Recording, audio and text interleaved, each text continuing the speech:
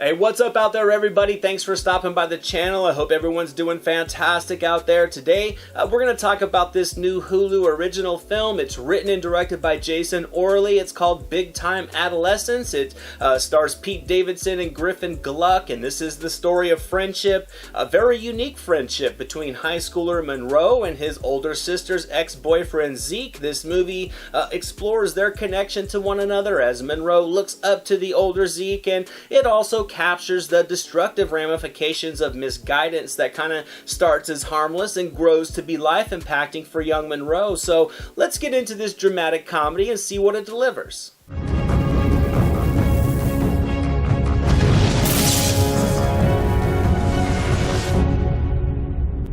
Now, right out of the gate, I was surprised by how quickly this movie was able to command my attention. I was even more surprised by how this film was able to hold my interest throughout the duration of the runtime. This was a very raw story. It was very intimate in places as well, and despite coming-of-age movies coming out every year, I can safely say I haven't really seen one like this before. The premise overall felt fresh and realistic. I myself was pretty much left by my family when I was like 16 or 17. It wasn't long before I was hanging out with an older crowd at times, so I was very easily able to put myself into the position of young Monroe. I also was able to understand the appeal of Zeke despite his glaring shortcomings, and I just loved how this script navigated through their friendship. And regardless of the differences in age, I was able to see why Monroe, a kid without many friends his own age, would find some appeal in Zeke's lifestyle, and being a little bit older, I was able to kind of connect with why Zeke needed to have Monroe in his life. I mean,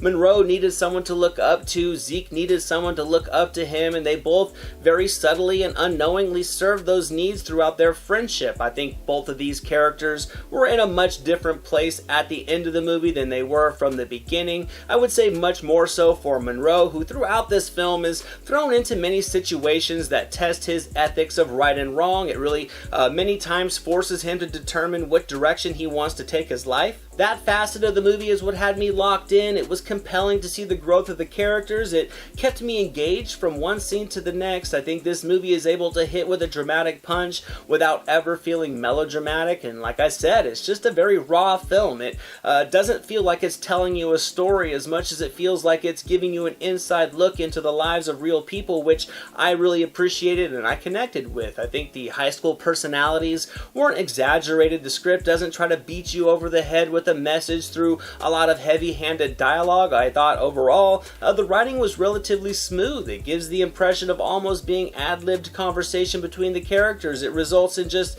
a very natural, unscripted feel that delivers just as much drama as it does humor. However, despite all of that, regardless of how nicely structured the story progression was or how tightly written the dialogue turned out to be, I gotta say this movie relied heavily on the connection between Gluck and Davidson, and I thought both delivered great performances. I mean, sure, this role is kind of suited to the persona of Pete Davidson more than it was the character of Zeke, yet it just works for the needs of this role. Plus, I do think there were a handful of moments where Davidson did deliver some heartfelt emotion, and as for Gluck, I thought he was fantastic as Monroe. He brought a layering and a growth to the character that you really can connect with and invest in. They also did share a strong natural chemistry with one another that truly made them feel like the friends they were supposed to be. I think the supporting cast was great as well. I never thought I would say this, but Machine Gun Kelly actually delivers a comical performance in this one. John Cryer was excellent as well in the role of Monroe's father.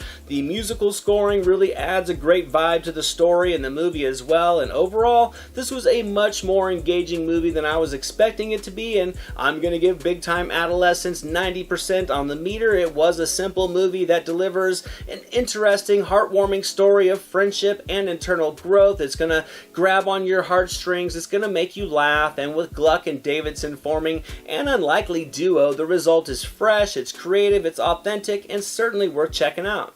Thank you so much for watching this video, guys. I hope you enjoyed it. If you did, drop it a thumbs up, leave a comment below. I'd love to talk movies with you guys. Share it with your friends, and without question, hit that subscribe button and the notification bell so you can never miss a video. Here are some links to some recent reviews just in case you missed them. All my social media links and the link to our official website are down in the description below, and I'll catch you next time.